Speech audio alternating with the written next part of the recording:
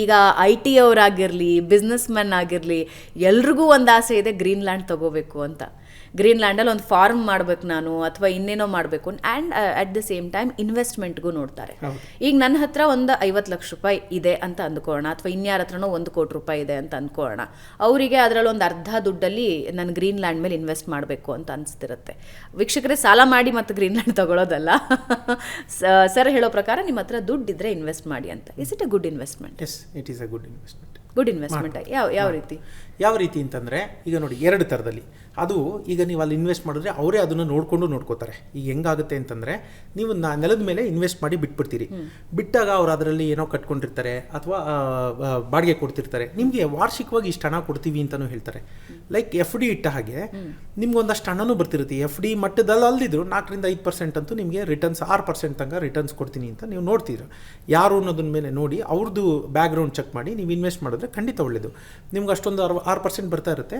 ನೆಲದ ಮೌಲ್ಯ ಹೆಚ್ಚುತ್ತಾ ಆಗ್ತಾ ಇರುತ್ತೆ. ಫಾರ್ ಎನ್ ಎಕ್ಸಾಂಪಲ್, ಇವಾಗ ಇವರು ಎಲ್ಲೋ ವೆಬ್ಸೈಟ್ ಅಲ್ಲೋ ಎಲ್ಲೋ ನೋಡಿದ್ರು, ಅಥವಾ ಇವ್ರ ಊರಲ್ಲೇ ಯಾರೋ ಪಕ್ಕದವ್ರ ಜಮೀನಿತ್ತು, ಅದನ್ನ ತಗೊಳ್ತೀನಿ ಅನ್ನೋದಾದ್ರೆ is it a good investment? Good investment. ಯಾವತ್ತೂ ಅಷ್ಟೇ ನಾನು ಹೇಳ್ತೀನಿ, ಫಾರ್ಮ್ ಲ್ಯಾಂಡು, ಗ್ರೀನ್ ಲ್ಯಾಂಡು ಯಾವುದಿದೆಯಲ್ಲ, ಅದು ನಿಮ್ಗೆ ಇನ್ನೊಂದು ಸಣ್ಣದು ವಿಚಾರ ಹೇಳ್ಬಿಡ್ತೀನಿ. ಇವತ್ತು ಜಗತ್ತಿನ ಅತಿ ದೊಡ್ಡ ಸಾಹುಕಾರರು ಯಾರಿದ್ದಾರೆ, ಅವರೆಲ್ಲರೂ ಕೃಷಿ ಭೂಮಿ ಮೇಲೆ ಹೂಡಿಕೆ ಮಾಡ್ತಾ ಇದ್ದಾರೆ.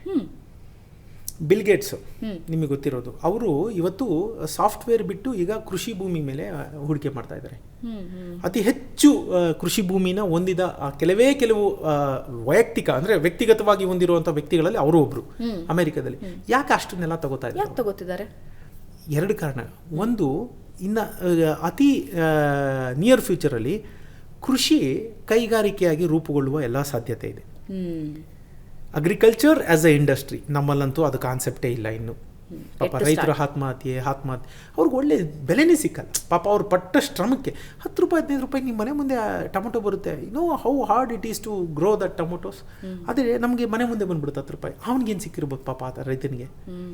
ನಮ್ಗೆ ಇಂಡಸ್ಟ್ರಿ ರೂಪ ಇಲ್ಲ. ಇಂಡಸ್ಟ್ರಿ ರೂಪ ಹೋಗ್ಬೋದು. 1.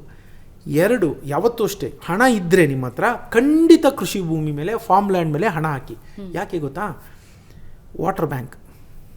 ಮುಂದೆ ಏನಾದರೂ ಯುದ್ಧ ಮದ್ದು ಗುಂಡುಗಳನ್ನು ಸಿಡಿಸಿ ಆಗುವಂಥ ಯುದ್ಧ ಆದರೆ ಅದು ನೀರಿಗೆ ಮಾತ್ರ, ಕುಡಿಯುವ ನೀರಿಗೆ ಮಾತ್ರ. ಈ ಮಾತುಗಳನ್ನ ನೀವು ಅಂಡರ್ಲೈನ್ ಮಾಡಿ ಇಟ್ಕೊಂಡ್ಬಿಡಿ. ಜಗತ್ತಿನಲ್ಲಿ ಇವಾಗ ಎಷ್ಟೊಂದು ಮನೆತನಗಳಿದೆ. ಇಡೀ ಜಗತ್ತನ್ನು ಆಳ್ತಾ ಇರೋದು ಒಂದು 8-10 ಮನೆತನಗಳು. ಅವರು ಕೃಷಿ ಭೂಮಿನ ತುಂಬ ಇನ್ವೆಸ್ಟ್ ಮಾಡಿ ಇಟ್ಕೋತಾ ಇದ್ದಾರೆ. ಯಾಕೆ ಅಂತಂದರೆ ವಾಟರ್ ಬ್ಯಾಂಕ್, ಲ್ಯಾಂಡ್ ಬ್ಯಾಂಕ್ ಅಲ್ಲ. They are looking for a water bank. ಅವ್ರು ನೆಲ ಕೊರೆದು ನೀರು ಎತ್ತುತ್ತಾರೆ. ನೀರನ್ನ ಪ್ಯಾಕ್ ಮಾಡಿ ಜನಕ್ಕೆ ಕೊಡೋಕ್ಕೆ ಶುರು ಮಾಡ್ತಾರೆ. ಯಾಕೆಂದರೆ ಇನ್ನು 10-15 ವರ್ಷ ಬೆಂಗಳೂರಲ್ಲೇ ನೀರು ಇರೋಲ್ಲ. ನೋಡ್ತಾ ಇರಿ, ಸಮುದ್ರದ ನೀರು ಚೆನ್ನೈಯಿಂದನೋ ಮಂಗಳೂರಿಂದನೋ ನಾವು ಪೈಪ್ ಹಾಕ್ತಾರೆ.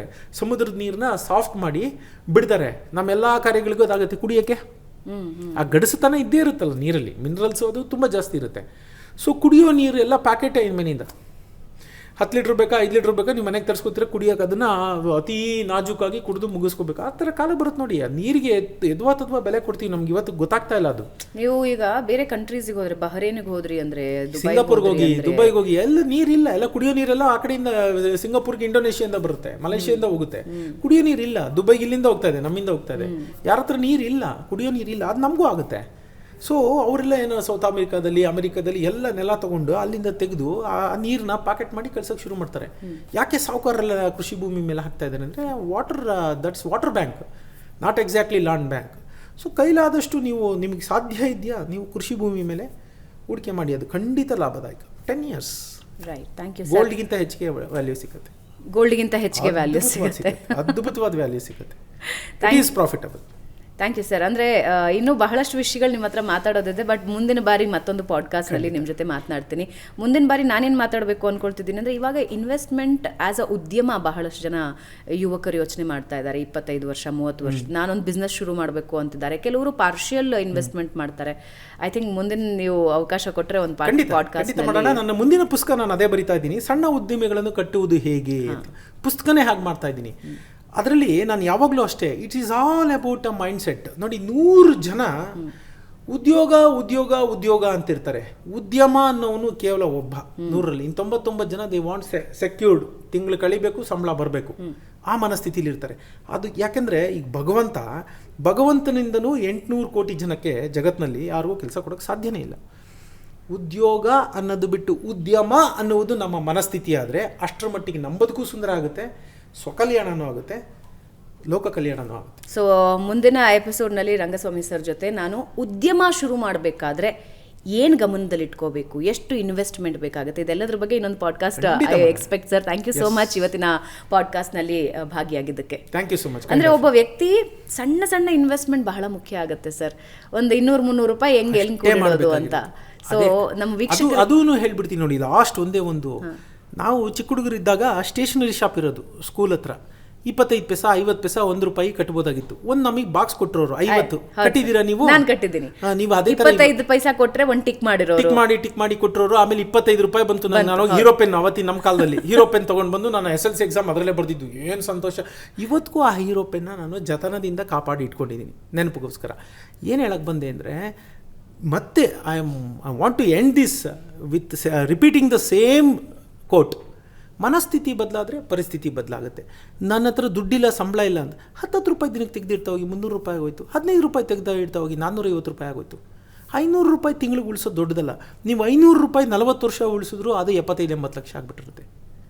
ಸೊ ನಿಮ್ಮ ಏನು ಹೇಳ್ತಾರೆ, ಪೆನ್ಷನ್ ಫಂಡ್ ಆಗೋಯ್ತಲ್ಲ, ಅದು ಆಗಲ್ಲ ಅಂತ ನೀವು ವೈ ಅಂತ ಕೇಳಿಬಿಟ್ರೆ ಕ್ವಶನ್ನು ಅಲ್ಲಿ road end. Why not, let me try ಅಂದರೆ 1000 ದಾರಿ ಉಟ್ಕೊಳ್ಳುತ್ತೆ. ಬಿಲೀವ್ ಮೀ, ಆ ನಂಬಿಕೆ ಮುಖ್ಯ. ಆ ನಂಬಿಕೆನೇ ಜಗತ್ತನ್ನು ನಡೆಸ್ತಾ ಇರೋದು. ಹಾಗಾಗಿ ವೈ ಅನ್ನೋ ಬದಲು ವೈ ನಾಟ್ ಅನ್ನುವ ಮನಸ್ಥಿತಿ ನಾವು ಮಾಡಿಕೊಂಡ್ರೆ ನಮ್ಮ ಪರಿಸ್ಥಿತಿ ಖಂಡಿತ ಬದಲಾಗುತ್ತೆ.